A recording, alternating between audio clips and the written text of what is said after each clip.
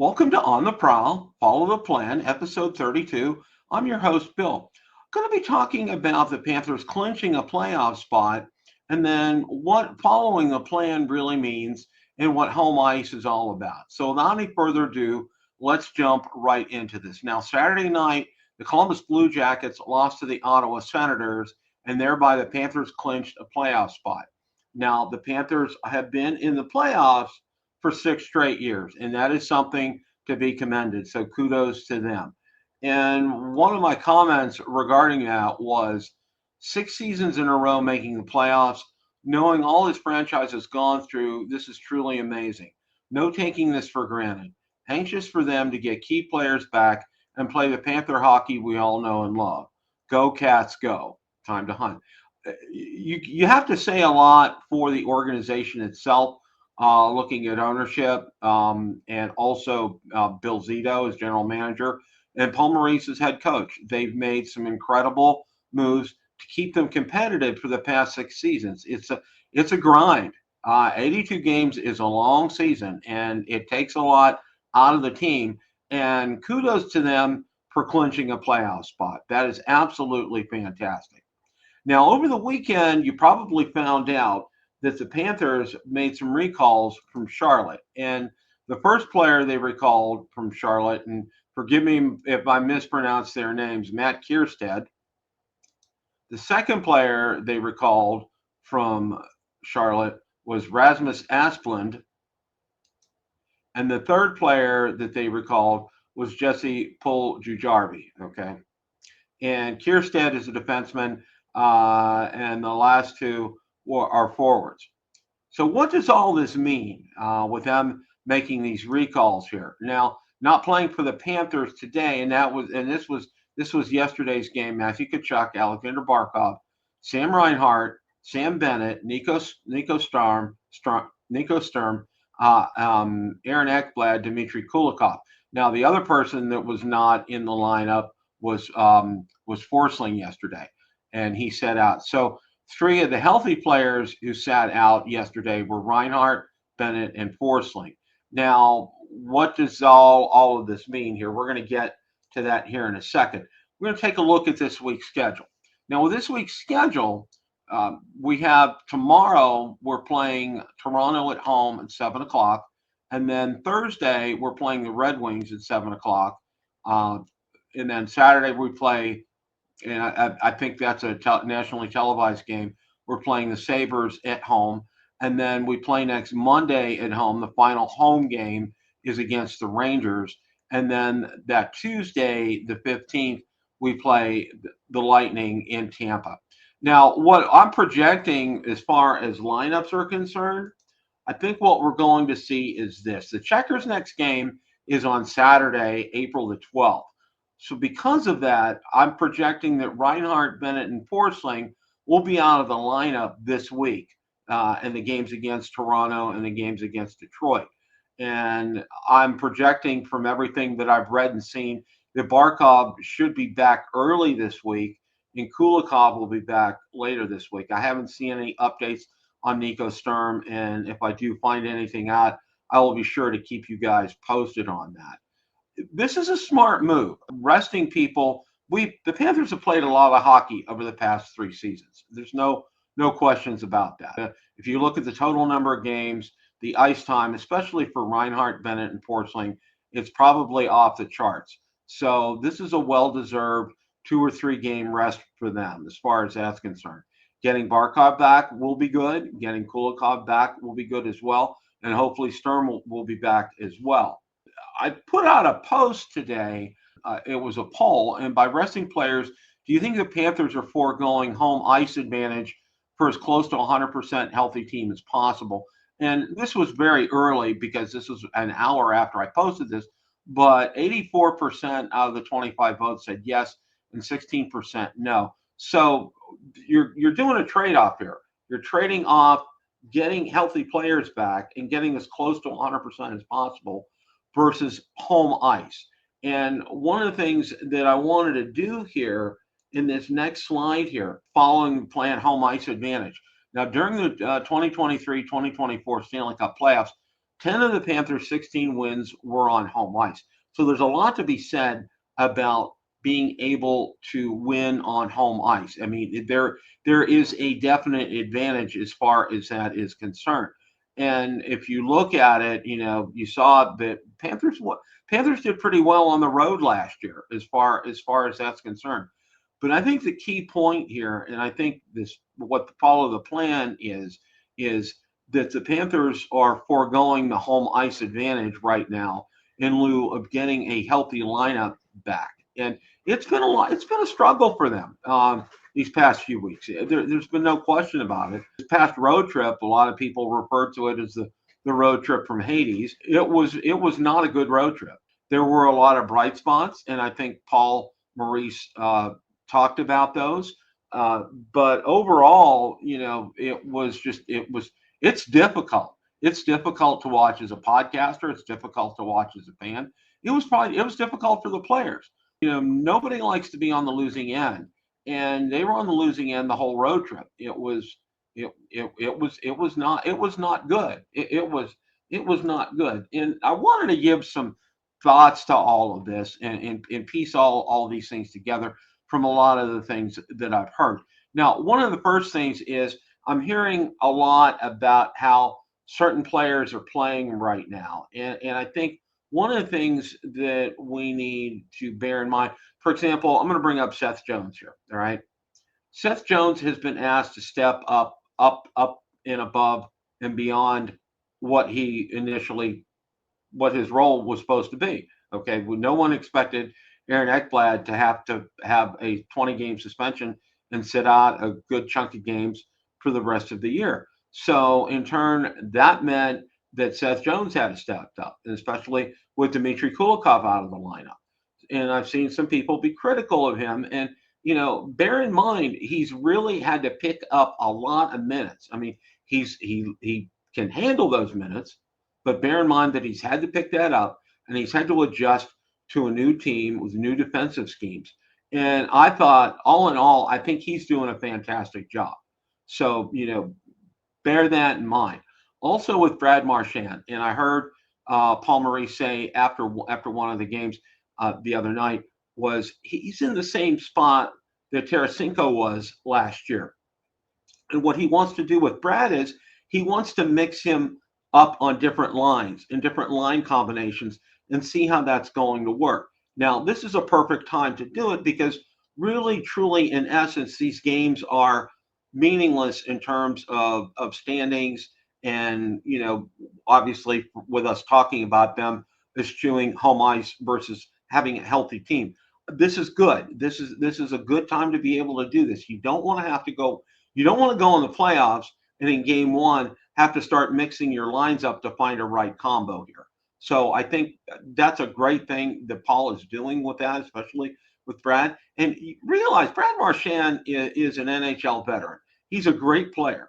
And he's gonna come back to where he was. Now I know a lot of people have been real critical of Carter Verhaeghe, and granted, he did sign that contract up front at the beginning of the season, and he's not had what in terms of his previous seasons, he's not really had a good season this year. Just let's be honest about that. But one of the things that Coach Maurice said recently, and I think we all need to kind of keep this in mind, he said that Carter Verhaeghe steps up in key games. And if you look at his record in the playoffs, and I didn't have a chance to before the podcast today, is he really came through in the clutch during the playoffs last year. So, keep in mind, and one of the things I tell Panthers fans to keep in mind is that the team is built for the playoffs. They're not built for the regular season. And by meaning that, some players really step up and ramp it up in the playoffs.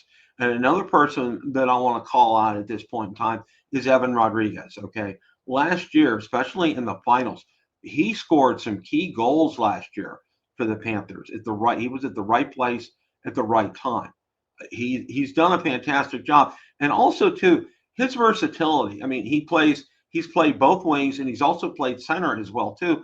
because of all the injuries and the shiftings in the lineup. And I think he's done a remarkable job with that as well. And I think not enough praise goes to Lundell and his line.